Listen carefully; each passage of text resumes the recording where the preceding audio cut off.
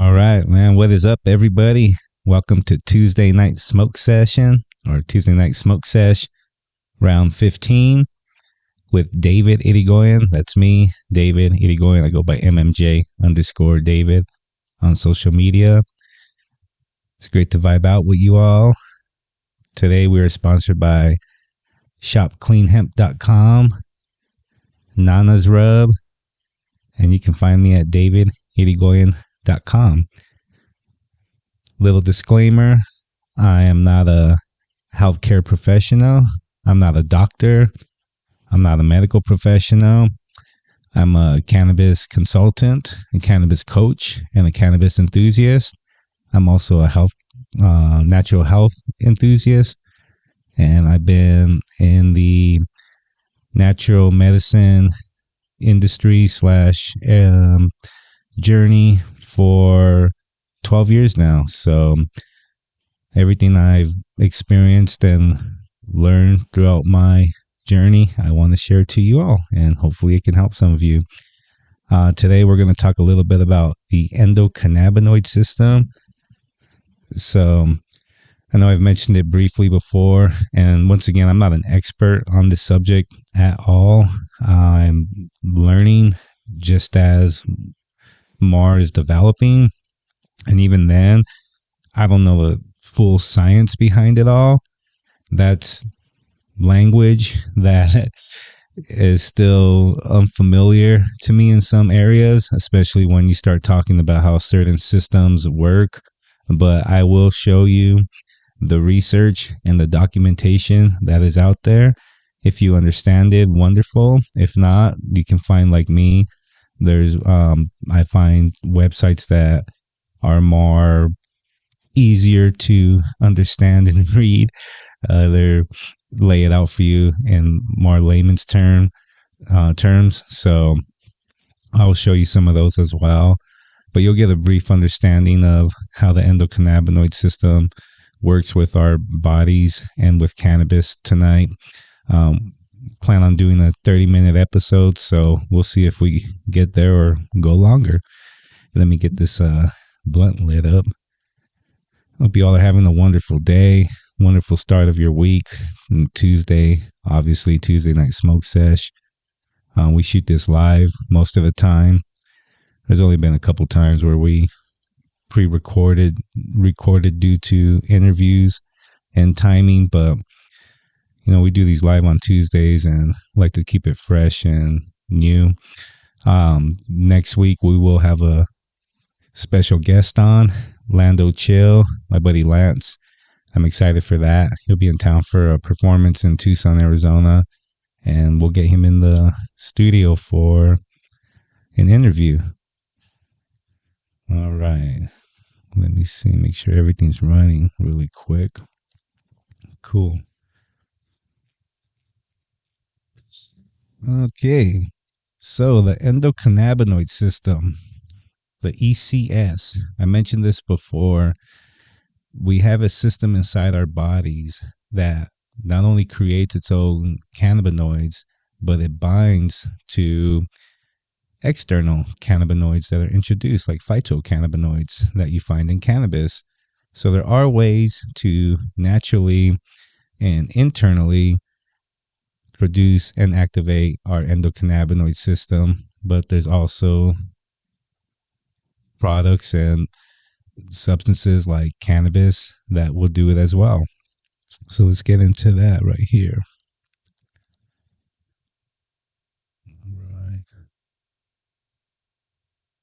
Get my window up before I change you guys over, because I'm telling you, sometimes I have some issues with this, and it looks like it might give me one of these right now. So while I find this, all right, there we go. Okay.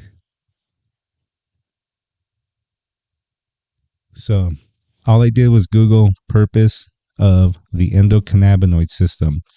The endocannabinoid system in the brain, ECS in the brain, primarily influences neuronal synaptic communication and affects biological functions including eating, anxiety, learning, and memory.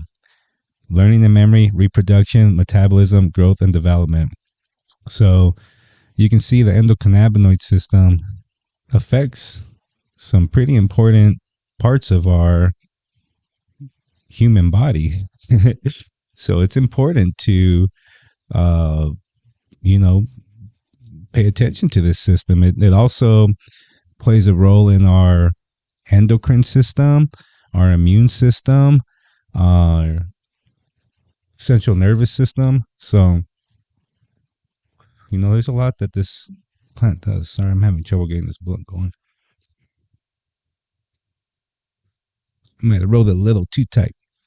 So, this right here pulls up the National Institute of Health, which you all know I am a big fan of that because it's all medical published journals. So you can see in here, endocannabinoids in nervous system health and disease, the big picture in a nutshell. I'll put this link on our platforms, so you'll be able to see this on all the platforms. It talks about the brief history of cannabis, how cannabis has been used for thousands of years as medicine, which we already know it is a medicine. Also talks about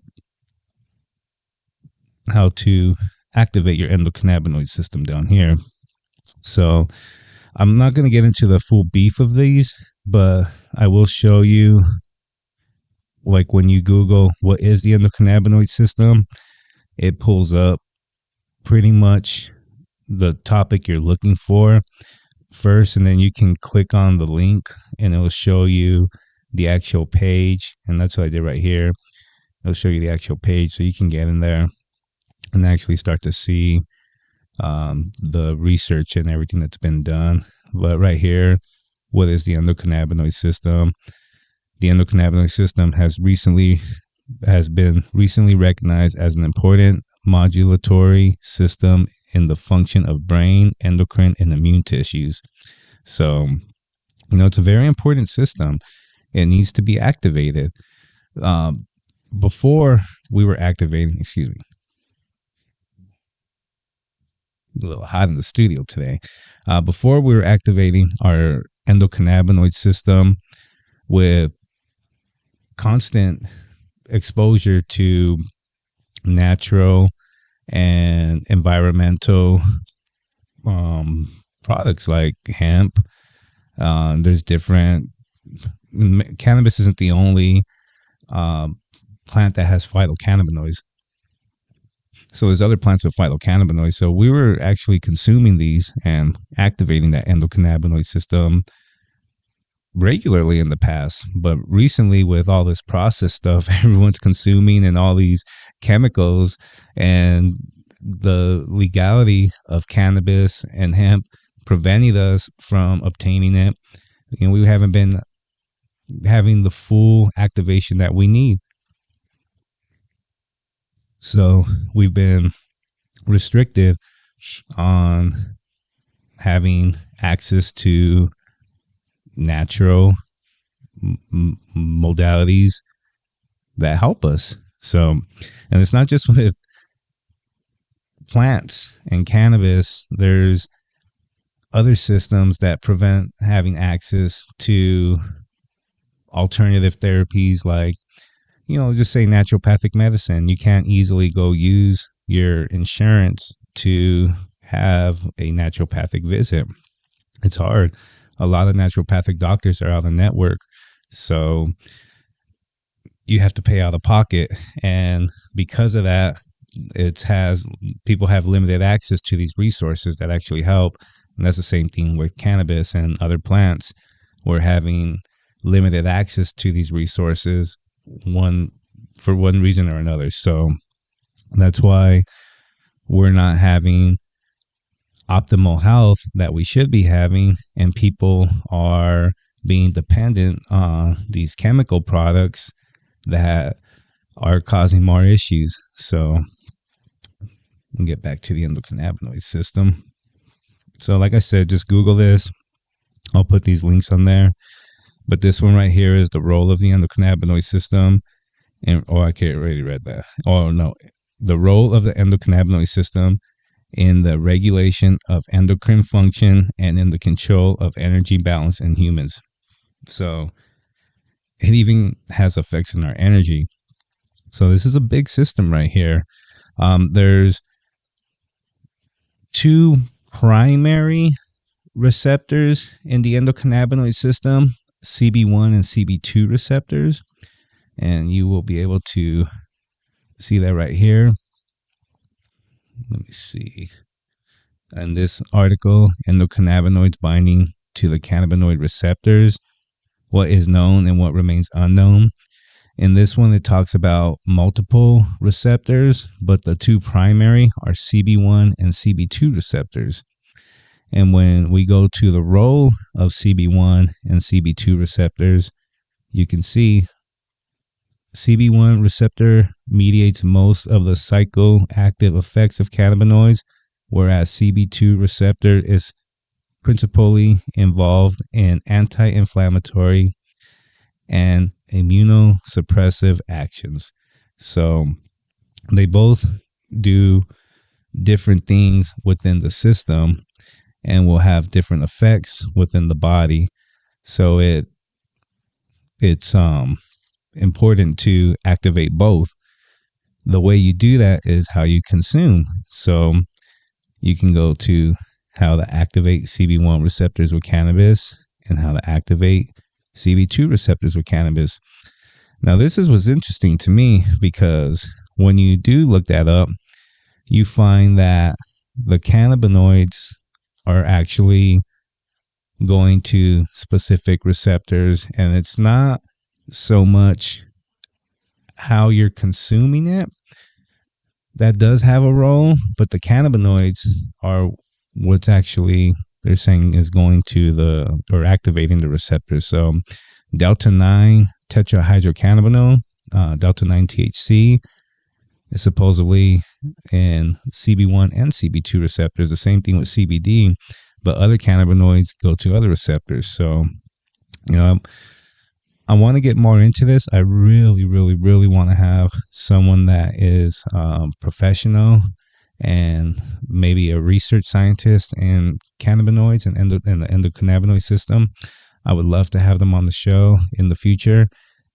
They would be able to explain a lot more. I could ask the questions that will help us understand it more. But in the meantime, online, you can find a lot of information.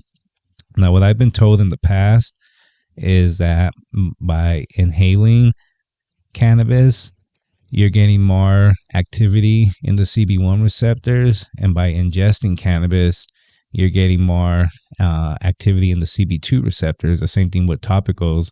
Topicals affect the CB2 receptors more. So that information you can also find online, and I have an article right here that talks about it as well. Let me see. So this one is cannabinoid receptor 1 gene by cannabis use interaction on CB1 receptor density. Like I said, man, if you understand that stuff, great. It's a little scientific for me. I'll show you an article right now that has it more in layman's terms. But if you go to this research study, it will tell you a little bit more about CB1 receptors and how delta 9 tetrahydrocannabinol will activate it, because it does work with the psychoactive component of cannabis. It does it's going to work more with the delta 9 tetrahydrocannabinol, because that right there is more psychoactive.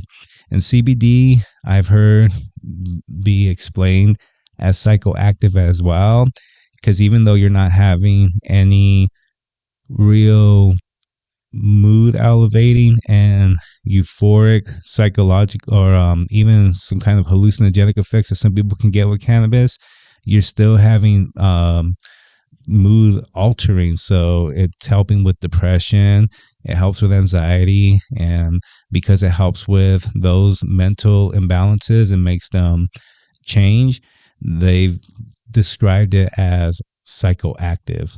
So because it is having some psychoactivity. So I have heard CBD described as psychoactive. So that may explain why CBD also acts on the CB1 receptors. But that was at this talk I went to with all these doctors, and I was like, wow, that's interesting. I never heard it explained like that before. But if you go, let me see, where's this article right here? Oh, wait, yeah, Optimal Living Dynamics, and it talks about the endocannabinoid system. I'll put this link on our podcast platforms as well. 26 powerful ways to boost your endocannabinoid system. It will show you right here, more in layman's terms, how the endocannabinoid system is actually working, what it acts on in our body, how it helps with pain, inflammation, sleep, stress responses, mood, memory, and more. It will show you a little bit about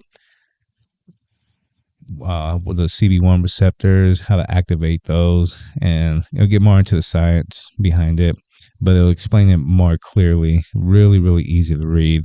It's also going to show you some ways to activate it, which naturally, which I was interested to see. I was surprised to see cold exposure. I hate the cold, but apparently it has some activity on our CB1 neurons. So I'll put this article out there. Be really good for y'all to take a peek at that. And I want to look this up too. I want to look up when was the system. So when was the endocannabinoid system discovered? 1988. So we discovered cannabinoids in the 60s. That's when doctors like Dr. Meshulam and doctors before him discovered actual cannabinoids. But the endocannabinoid system, the system that works on all these parts of our body, that helps with balance, sleep, inflammation, bone growth, all this stuff, it's within every cell of our body, was only discovered in 1988. Man, I'm older than that. I'm older than the discovery of the endocannabinoid system. So that goes to show there's a lot to still learn about this, a lot to learn about the endocannabinoid system, a lot to learn about cannabis. We've only been able to research cannabis within the last 10, 12 years. Have they been getting some actual good research that from quality cannabis, medicinal cannabis plants? And it's been restricted for so long, so we're barely getting introduced to this type of information. And that's why I think it's important for us to keep sharing as we learn, because it's all new. It's all new for everybody. Even doctors, medical doctors are unfamiliar with the endocannabinoid system. Medical doctors are unfamiliar with the effects of cannabis on the body. Medical doctors are unfamiliar with how to use cannabis properly. Medical doctors are unfamiliar with cannabis's effects as medicine. So, this has all been prohibited. And now people are able to find this information online. Eventually, I will know more as much as I need to know, at least, on some of these things. And I'd love to be an expert in it, but that's not the field I'm in right now. Right now, I'm in a different position, and I'm just learning and trying to show this to you guys, because there are some people out there that do understand this a lot better and can explain it to their public easier. I'm able to connect with my public because we speak the same language and we have the same understanding, and I'm able to get through to them. But some people need to be explained to in a more technical and informative way. And that's why I'm trying to show that these documents are out there. This information is out there. Hopefully you can absorb it and be able to regurgitate it in a way that your community understands it, and that some of these professionals start to understand the benefits of this, and instead of shunning it or saying that it doesn't have any benefits, they're able to actually understand there is some truth behind the properties of this plant, and that there are ways to consume it and utilize it in natural, non-invasive ways. And you don't have to smoke it to get relief from it. You can apply it topically. You can ingest it. You can use tinctures, which is sublingual ingestion. So you're still ingesting it, but there's different ways to consume this plant that can help people. And instead of just saying that it has no benefits and there's no medical use for it, at least understand the science is saying otherwise. The science is supporting it. So we can at least acknowledge that peers of these professionals are documenting this research, and it should be recognized. It should at least be appreciated and taken into consideration before just ruling out this plant. So, cannabis has helped so many people in our office, and just through my experience with these people, thousands of people have come through our doors in the last 12 years, and I have seen cannabis help all of them in different ways. The only time people haven't had a good experience or say it doesn't help them is they're not open to alternative ways to use it, to try to dial it in, and they're assuming they could just get relief with one way of consumption, or they complain about the cost and the access to certain things. So that's all going to change in the near future. And there are ways to consume cannabis in its raw form with easy ways of production. So it's not having to be produced in a lab or anything. You can just saturate oils in your home. All of that will help out more than this other stuff they're getting people on. I was in the elevator the other day with a person that was on 12 different pills, and they all started from just one pill. So, if people are happy with taking all that stuff, great. If people want to continue down that road and we see where that's led to, that's their journey. But for those people looking for natural relief, for ways to utilize cannabis with their medical journey or other plants, there are ways to do that. There are resources. Natural Healing Care Center is one of those resources. I'm trying to be one of those resources. There's other natural health centers out there that are those resources. There's other natural modalities that have been around for hundreds of years and thousands of years that are those resources. And you have the power within yourself to heal a lot of this. So I hope that we can heal together. I love all of you. It was great vibing out. I know we touched briefly about the endocannabinoid system. I fumbled over some of those big words, but like I said, I'm not an expert on it. I'm just learning. I will continue to learn more and hopefully consider myself knowledgeable in some of those categories. But there's people that have devoted their lives to understanding these systems and how they work. And we will connect with those people. We will have them on. We'll bring that information out to the public, and we'll make sure to SEO the hell out of it. So I love you all. Have a great night, and we'll see you next week.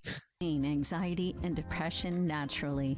At Natural Healing Care Center, we're here to guide you on your path to wellness. We'll help you find natural relief through practices like meditation, yoga, medical cannabis certifications, CBD products, and more. Our premium custom rubs and tinctures are crafted from all natural, organic, full-spectrum ingredients. Check our website for more information on our products, services, and our fun in-person events.